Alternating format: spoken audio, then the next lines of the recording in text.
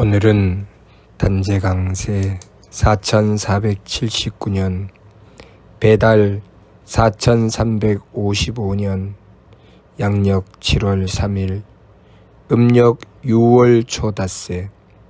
이 시간은 7월 첫째 주 일요일 경일 경배 시간입니다. 이번 주에 한백음께서 주신 말씀은 착하고 맑고 후하라 라는 말씀입니다. 하느님께서는 우리를 창조하시며 우리에게 성명정 삼진을 주셨습니다. 그 성명정 삼진을 받들어서 참된 성품과 참된 목숨과 참된 정기를 이루는 것이 우리가 이루어야 할 우리의 사명입니다. 이번 주 말씀 착하고 맑고 후하라는 말씀은 우리가 이 말씀을 받들고 실천하게 되면 우리의 성명정 삼진을 가꾸어 나갈 수 있습니다. 우리가 우리의 마음은 착하게 가지고 우리의 기운은 맑게 가지며 우리의 몸은 후하여 정성스럽게 가져야 합니다. 우리는 이 세상을 살아가면서 착하게 살기가 어렵지요. 착하게 살아서는 힘을 쓸 수가 없다고 생각합니다. 착하게 살아서는 항상 남들에게 치이고 짓눌리고 항상 강한 자들에게 짓밟히며 살아야 한다고 생각하지요. 그것은 우리가 하느님을 모르며 하느님을 모시지 않을 때 그렇게 되는 것입니다. 우리가 착하다는 것은 하느님을 모시는 것을 전제로 하는 것입니다. 하느님이신 한백음을 모시지 않고서는 착함을 지킬 수 없지요. 하느님을 모셔야 우리는 착함을 지킬 수 있습니다. 우리가 들판에 홀로 떨어져 있는 약한 짐승이라 할지라도 우리가 하느님을 모시면 하느님께서 우리의 삶을 지켜주시기 때문에 우리는 능히 그 삶을 영위해 나갈 수 있습니다. 그러나 우리가 거칠고 사나운 맹수라 할지라도 하느님의 보호하심을 받지 못하면 작은 짐승들에게 해침을 당할 수 있습니다. 우리가 이 세상을 살아가면서 무엇으로 살아갈 것인가? 무엇이 나를 지켜줄 것인가? 무엇이 내 삶을 지키고 보호하여 우리의 삶이 복된 삶이 되게 할 것인가? 그것은 하느님이십니다. 우리가 하느님의 보호하심을 받아야 우리의 삶이 복될 수 있고 하느님의 보호하심을 받아야 우리가 번영하고 번창하게 살아갈 수 있습니다. 그런데 우리가 하느님을 모시려거든 하느님께 의지해야 되죠. 하느님께 의지하지 않고 내 마음대로 행하고 나서 하느님의 보호하심을 받을 수는 없는 것입니다. 우리가 착함을 지킨다고 하는 것은 하느님을 모시고 하느님께 의지하는 마음입니다. 착함은 홀로 두면 약하여 짓밟힙니다. 그러나 하느님을 모시면 그 착함은 하느님의 덕을 받들게 되는 것입니다. 하느님께서는 유대덕대에 들여 큰 덕과 큰 지혜와 큰 힘을 가지셨기 때문에 우리가 착하여 하느님을 모시게 되면 우리는 이 세상에서 가장 강력한 하느님의 덕과 하느님의 지혜와 하느님의 힘을 받들게 되는 것입니다. 그 어떤 강한 자보다 강한 하느님께서 우리의 삶을 지켜주시는 것이죠. 그래서 우리가 마음을 착하게 가질 수 있는 것입니다. 우리가 마음을 착하게 가진다고 하는 것은 이 세상의 그 어떤 거칠고 사납고 강한 자도 하느님 앞에는 약한 자이기 때문에 우리가 착하여 하느님께 의지하면 그 어떤 거칠고 사나운 맹수의 해침도 받지 않기 때문입니다. 사람의 겉모습을 가지긴 하였지만 그 삶을 맹수로 살아가는 자들이 많이 있습니다. 마치 저 정글 속에 뛰는 짐승들과 다를 것이 없지요. 이 세상은 거친 세상이기 때문에 거칠고 사납지 않으면 살아갈 수 없다고 생각하는 것이 우리의 삶이지요. 착하게 살면 안 된다고 합니다. 착하게 살면 안 된다고 하는 사람은 하느님을 모시지 않는 자입니다. 하느님을 모시지 않으면 그 말이 맞지요. 하느님을 모시지 않고 착하게만 살면 마치 거친 맹수 앞에 나약한 어린 사슴과 같이 어느 순간에 잡아먹힐지 모릅니다. 그러나 우리가 착하여 하느님을 모시게 되면 나약한 사슴도 거친 맹수를 이기는 강력한 힘을 가지신 하느님께서 지키고 보호하시니 그 맹수가 감히 그 옆에 근접하지 못하는 것입니다. 그리고 그 모습은 비록 약한 사슴이지만 하느님께서 보호하시니 그 맹수보다 더 강력한 힘을 가지게 되는 것이지요. 그래서 부드럽고 약해 보이지만 굳세고 강한 것입니다. 우리가 착한 마음을 가지고 하느님을 모셔야 하는 것이지요. 우리가 착한 마음을 가지고 하느님이신 한백음을 모시면 우리의 성품에 하느님의 덕을 받들어 채울 수가 있습니다. 우리의 성품에 하느님의 덕을 받들어 온전히 다 채우면 그것이 바로 참된 성품, 진성인 것입니다. 또한 우리의 기운을 항상 맑게 가져야 합니다. 기운을 맑게 가진다는 것은 무슨 뜻일까요? 우리가 삶을 살아가다가 보면 궁리해야 합니다. 어떻게 해야 되나? 이 문제를 어떻게 풀어야 되나? 이 사람을 어떻게 상대해야 되나? 내가 어떻게 하면 이익을 얻을 수 있을 것인가? 온갖 궁리를 하고 계산을 하고 그렇게 살아야 됩니다. 복잡하게 살아야 되죠. 굉장히 복잡하게 살아야 됩니다. 복잡하면 복잡할수록 그 사람을 지혜롭다고 하지요. 그러나 그러한 지혜는 마치 맹수의 지혜와 같지요. 하느님의 지혜와는 비교할 수가 없습니다. 우리가 기운을 맑게 가진다고 하는 것은 내가 꾀를 내고 내가 궁리하는 것이 아닙니다. 하느님께 그 지혜를 구하는 것이죠. 문제를 만나서 그 문제를 가지고 내가 궁리하는 것이 아니라 모든 망령된 생각을 내려놓고 그것을 내가 궁리하고 따져서 해결하는 것이 아니라 하느님이신 한백음께 원도하는 것입니다. 하느님이신 한백음께 원도하고 거기서 내가 지켜야 할 도리를 찾는 것이죠. 그러면 어떻게 살아남습니까? 그러면 어떻게 삶을 이루어 나갑니까? 마찬가지로 하느님의 지혜가 그 삶을 지켜주십니다. 단순하게 생각하고 내 지켜야 될 도리만 생각하며 살아가면 하느님께서 보호해 주신다는 것을 전제로 하지 않으면 언제 어느 때 누구의 해침을 당할지 모릅니다. 어느 함정에 빠질지 모르죠. 온 숲속에는 온갖 짐승들이 숨어 있다가 그를 해치기 위해서 기다리고 있습니다. 그런데 살피지 않고 어떻게 살아갈 수 있겠습니까? 항상 속이고 항상 숨기고 감추며 늘 살궁리를 해야 되지요. 어떻게 내가 지켜야 될 도리를 지킬 수 있겠습니까? 그러나 우리가 하느님을 모시고 하느님의 지혜를 받게 되면 하느님께서 그 길을 인도해 주십니다. 하느님께서 지혜를 내려주시니 내가 궁리하지 않아도 그 어떤 지혜보다 그 어떤 계산보다 더 정확하고 빠르며 가장 높은 이치에 따라서 베풀어 주시는 것입니다.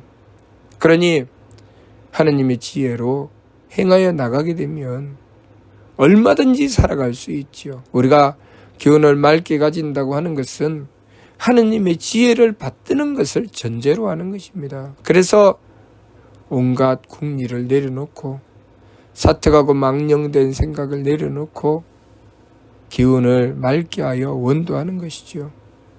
순진하고 착하게 원도하는 것입니다.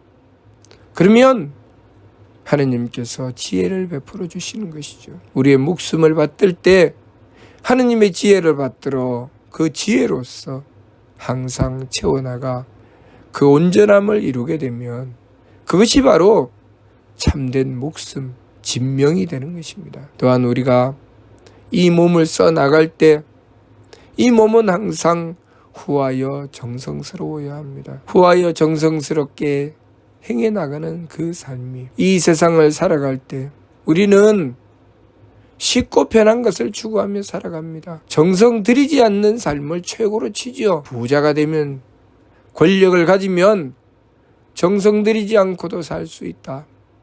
그래서 어른들이 아이들을 가르치면서 이렇게 가르치죠. 열심히 공부해라. 그래야 나중에 펜대만 까딱까딱 놀려도 남들보다 훨씬 잘 살 수 있다. 왜 힘들고 어렵게 살려고 하느냐. 지금 열심히 공부하면 나중에 힘들고 어렵게 살지 않아도 된다. 가만히 앉아서 큰소리 치면서 살 수 있다. 그런데 하나님께서는 정성 들이라고 하셨습니다. 정성을 들인다는 것은 힘을 쓴다는 것이죠. 힘써서 정성 들이는 것, 후하게 베풀어 나가는 것. 그렇게 하면 손해본다. 쉽고 편하게 살아야지.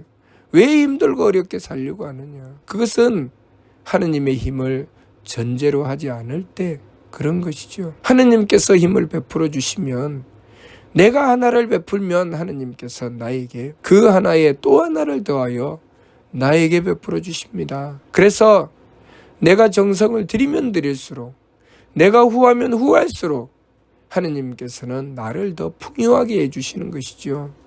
그러나 우리가 하느님으로부터 받는 것을 전제로 하지 않으면, 우리가 정성 들이고 후하게 베풀면 항상 손해봅니다. 베푸는 것이 손해보지 않을 수가 없죠.